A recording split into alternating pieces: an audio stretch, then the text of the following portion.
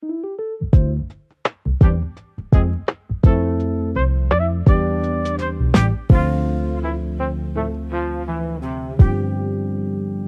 unang liwanag ng linggo ng pagkabuhay, may bagong simoy sa hangin ng umaga. Kapay mainit, dahan-dahang umausok, habang ang mundo'y muling gumigising mula sa katahimikan ng nakaraang gabi. Unti-unting bumabalik ang galaw, at sa pagitan ng pahinga at pag-asa, may mga kwento na muling bubuksan.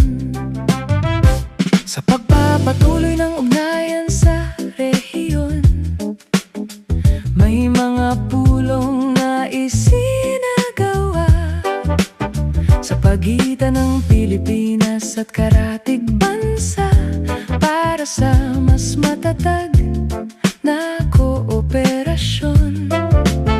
Usapin ang seguridad at kalakalan ay muling binigyang pansin sa gitna ng nagbabagong sitwasyon. Sa Indo-Pacific na rehiyon, hindi man agad ramdam sa pang-araw-araw, ang mga kasunduang ito'y may epekto sa direksyon ng ekonomiya at diplomasya na humuhubog sa hinaharap ng bansa. Kape at balita, umagang payapa, sa bawat sip may kwentong dala. Mula dilim tungo sa liwanag, buhay ay muling nagbubukas. Sa galaw ng presyo sa pamilihan, may bahagyang pagtaas sa ilang bilihin, dulot ng patuloy na adjustments sa supply chain at fuel costs. Para sa mga pamilyang Pilipino, ito'y may epekto sa araw-araw, sa pamimili, sa biyahe, sa budget na kailangang pag-isipang mabuti. Samantala, may mga sektor na lumalago sa larangan ng serbisyo at digital economy na nagdadala ng bagong oportunidad.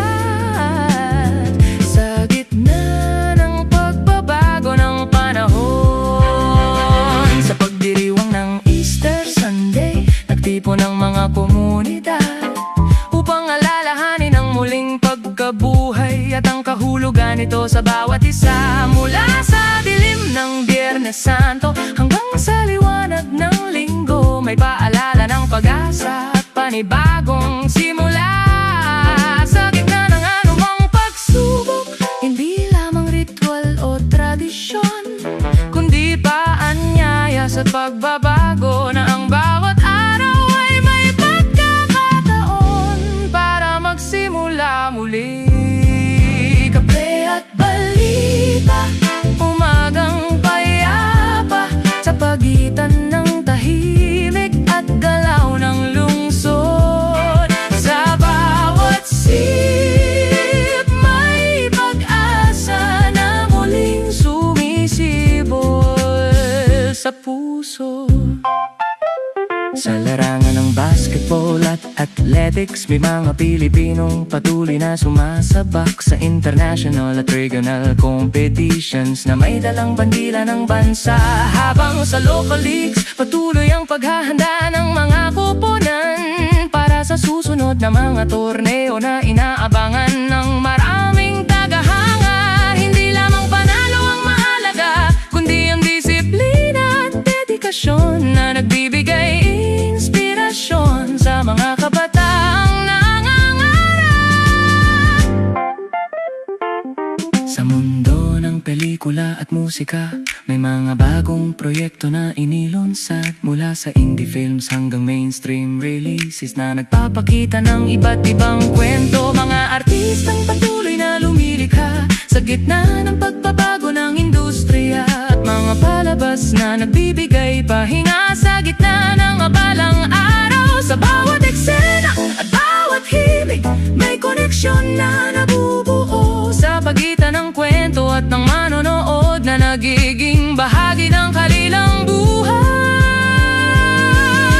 Sa ulat ng panahon nitong mga araw, patuloy ang epekto ng Easterlies, nagdadala ng mainit at mahalumigmig na klima sa malaking bahagi ng bansa.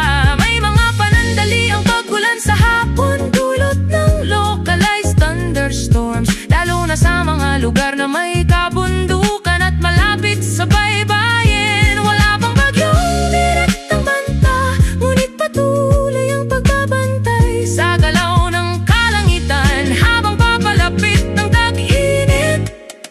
Sa mga gabing tahimik ng linggong ito, muling umikot ang mga bola ng pagkakataon. At sa bawat numerong napili, may kwento ng pag-asa at paghihintay.